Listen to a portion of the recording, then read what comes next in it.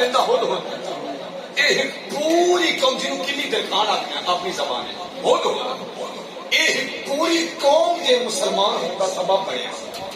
اڑتا اڑتا ٹر گیا سلیمان علیہ السلام کا خلیفہ خاص ہے کیڑی کیڑی گل آپ کے سامنے پیش کی جائے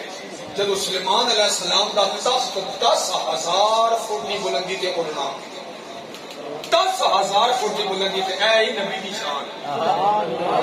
10,000 فٹ کی بلندی تے تخت سلیمانی اڑ رہے ہونا اس ہود ہود کان میں چاہ کے اللہ کے نبی خلیفہ خاص ہے آپ نے فرمانا بول زور جتھے ہن ساڈا تخت اڑ کے جا رہا ہے نا اتھے اترنا چاہو تے رکنا چاہو تے پڑاؤ کرنا چاہو تے رک سکتے ہو اس جگہ تے زمین کے اندر پانی موجود بھی ہے تے میٹھا بھی ہے سارے محمد نال بولے سبحان اللہ 10,000 فٹ کی بلندی تو سائنس حیران ہے سائنسدان حیران ہیں چھوٹا جا چھٹاکی دا پرندہ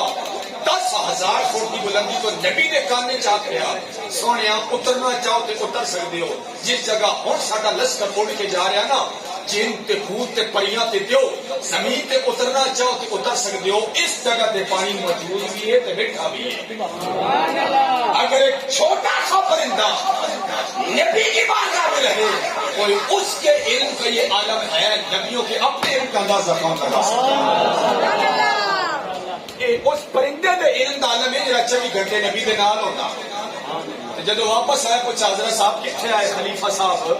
خلافت کے کچھ آداب ہوندے ہیں یہ نہیں پوچھے کچھ بغیر یہ دل آیا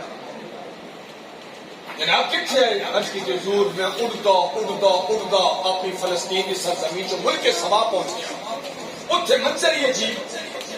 قوم خدا بلا کے سورہ نوراب مان کے بیٹھی آپ نے فرمایا اچھا اور پھر خط میں لکھتا لے کے تو جا